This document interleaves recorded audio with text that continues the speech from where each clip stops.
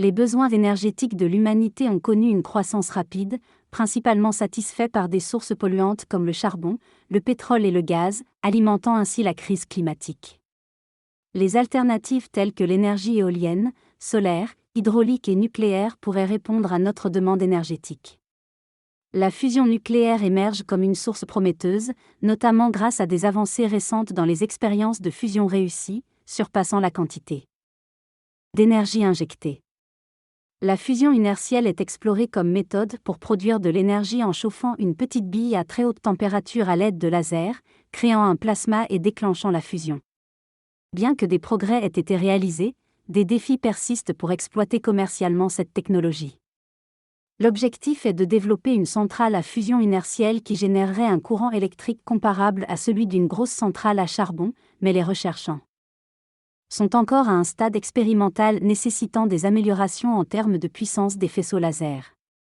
Des conditions précises sont nécessaires pour le bon fonctionnement d'un système visant à recréer sur Terre les conditions de fusion atomique propres aux étoiles, telles que notre Soleil. Pour fusionner des particules, il faut une très haute température, une densité élevée et un temps de confinement efficace. Deux approches sont utilisées, la fusion inertielle, qui comprime de la matière de manière très dense et rapide, et la fusion magnétique, qui maintient un plasma en suspension à l'intérieur d'un réacteur grâce à des champs magnétiques. Les progrès réalisés dans ce domaine ont permis d'atteindre des records d'énergie, témoignant de la prometteuse approche du tokamak. Des chercheurs travaillent sur la prédiction de ces réactions pour concevoir des réacteurs à plus grande échelle, démontrant ainsi une avancée significative dans ce domaine de la science. À ce jour, le tokamak ITER est le projet de fusion nucléaire le plus puissant au monde, impliquant 35 pays et 30 000 personnes. Il vise à démontrer que la fusion nucléaire pourrait être une source d'énergie viable pour l'avenir. Cependant, le principal défi du tokamak est la gestion du plasma, qui peut devenir instable et endommager les parois du réacteur si mal maîtrisées. Les chercheurs testent différents matériaux pour résister aux températures extrêmes et réduire la contamination du plasma. Le tungstène est notamment utilisé pour ses propriétés résistantes à la chaleur et à la contamination. Des recherches sont menées pour améliorer les systèmes de purification du plasma et optimiser le fonctionnement du réacteur. À la surface du Soleil, le bouclier thermique d'un véhicule spatial doit résister aux températures extrêmes. Les divertors, composants des réacteurs à fusion nucléaire, sont des enjeux majeurs nécessitant une durabilité face aux hautes températures du plasma. Malgré les précautions prises, des altérations peuvent survenir avec le temps. Les instabilités du plasma et la maintenance des installations complexes sont des défis pour la communauté scientifique. Le tokamak, concept avancé en fusion nucléaire, connaît une concurrence prometteuse avec le Stellarator, basé sur des bobines magnétiques complexes pour confiner le plasma de manière stable. Des recherches poussées sont menées pour déterminer l'efficacité économique de chaque technologie. Le projet Wendelstein 7X100. Allemagne explore cette alternative au tokamak. La fusion nucléaire, source d'énergie prometteuse, transforme de l'hydrogène en plasma à des températures extrêmement élevées. L'objectif est de fusionner deux isotopes de l'hydrogène pour générer de l'énergie, visant un potentiel d'utilisation dans les centrales électriques. Un long processus de recherche est engagé pour concrétiser ce potentiel, malgré les défis techniques et les enjeux économiques à relever. Le deutérium et le tritium sont deux combustibles complexes utilisés dans la fusion nucléaire. Alors que le deutérium peut être facilement extrait de l'eau de mer, le tritium est plus difficile à produire car il est radioactif et se désintègre rapidement. Les réserves mondiales de tritium sont limitées, et les centrales nucléaires qui en produisent en tant que sous-produits doivent fermer, ce qui risque de créer une pénurie.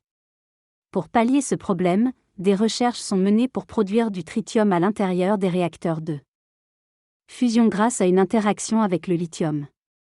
Il est crucial de maîtriser la production et la capture du tritium, car il est difficile à confiner en raison de sa taille infiniment petite. Les expériences menées visent à augmenter de 15% la production de tritium, mais la capture reste un défi technologique. Des chercheurs au Royaume-Uni explorent également l'utilisation de faisceaux laser pour comprendre l'interaction plasma-laser et la combustion pour des applications potentielles à grande échelle. La fusion inertielle est amorcée en injectant de l'énergie dans le plasma à l'aide de faisceaux laser, ce qui crée des instabilités à résoudre. Les scientifiques observent le comportement du plasma pour améliorer l'absorption d'énergie et réduire les pertes. Des expériences visent à collecter des données en envoyant des faisceaux laser toutes les demi-heures. L'objectif est d'utiliser la fusion inertielle à l'échelle industrielle. Des progrès significatifs ont été réalisés, mais il reste des défis à relever pour une application pratique. Des plans sont en cours pour installer un dispositif expérimental à Darmstadt en vue de futures avancées menant à la construction d'une centrale à fusion vers les années 2030. En parallèle, ITER, réacteur expérimental en construction en France, illustre les espoirs liés à la fusion magnétique à grande échelle. Le réacteur fusion nucléaire ITER effectue des assemblages de composants extrêmement grands et lourds, avec des tolérances de l'ordre du millimètre. 9 secteurs, chacun composé de 2 bobines, sont assemblés pour former la chambre du réacteur. Des fuites découvertes lors de la manipulation d'un secteur nécessitent des réparations minutieuses pour maintenir l'herméticité de la chambre à vide essentielle à la production de plasma. Malgré ces difficultés, l'équipe parvient à extraire et repositionner le secteur défectueux avec succès. Toutefois, des défauts sur d'autres secteurs nécessitent également des réparations. Est en jeu le calendrier de livraison des premiers résultats en 2035. Parallèlement, l'entreprise Tokamak Energy explore un concept de tokamak plus petit et sphérique nommé ST40, offrant des avantages en termes de compacité et de performance, pouvant potentiellement accélérer la réalisation de la fusion nucléaire. L'idée des tokamaks sphériques est de rapprocher les deux sections le plus possible afin d'avoir une différence minimale entre le rayon majeur et le rayon mineur, ce qui permet de créer une machine plus compacte mais avec la même section. Cette approche permet d'exploiter plus efficacement le champ magnétique sur le long terme. Les avantages des tokamaks sphériques, notamment la possibilité de construire des réacteurs à fusion nucléaire plus petits mais performants grâce à des aimants supraconducteurs plus puissants, sont connus depuis les années 1980. Cette technologie offre une meilleure confinabilité du plasma et une utilisation plus efficace de l'énergie. Des entreprises comme Tokamak Energy investissent dans le développement de ces nouveaux dispositifs compacts. Le plasma chauffé à 100 millions de degrés dans les tokamaks sphériques ouvre la voie vers la fusion nucléaire. Cependant, des défis subsistent concernant l'ingénierie, la génération de fusion et la production d'électricité de ces dispositifs. Le Stellarator, une autre approche de fusion magnétique, pourrait également jouer un rôle important dans ce domaine. Des avancées significatives sont en cours. Avec des projets tels que le Wentelstein 7X qui vise à maintenir et contrôler le plasma sur de longues périodes. L'objectif ultime est de créer un réacteur à fusion fonctionnant en continu, avec le potentiel de produire de l'électricité de manière stable et durable. Dans le domaine de la fusion nucléaire, des chercheurs se sont longtemps concentrés sur le concept du Wentelstein X, prouvant sa viabilité physique.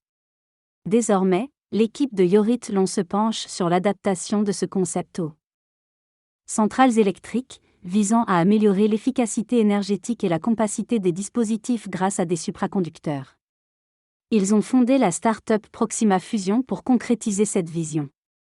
L'objectif est de créer un prototype plus puissant d'ici 2031 et un réacteur opérationnel d'ici la fin des années 2030. Cependant, malgré les progrès, l'ingénierie et la réalisation d'une centrale à fusion restent des défis importants. La fusion nucléaire est présentée comme une solution potentielle pour surmonter la dépendance aux énergies fossiles et contribuer à la décarbonation, mais sa mise en œuvre à grande échelle nécessitera encore des décennies de développement. La question de savoir si la fusion nucléaire arrivera assez tôt pour répondre aux besoins énergétiques mondiaux reste ouverte, mais elle pourrait jouer un rôle crucial dans le futur énergétique durable. L'utilisation de la fusion nucléaire comme source d'énergie alternative présente de nombreux avantages, notamment sa stabilité et sa propreté. Elle pourrait répondre à la demande croissante en énergie sans nuire au climat. Toutefois, il est important d'investir également dans les énergies renouvelables. Il est essentiel d'avoir à terme plusieurs options fiables. Toutes les sources d'énergie propres seront cruciales pour l'avenir. Bien que la fusion nucléaire soit complexe, elle semble être une voie à envisager pour le bien de l'humanité.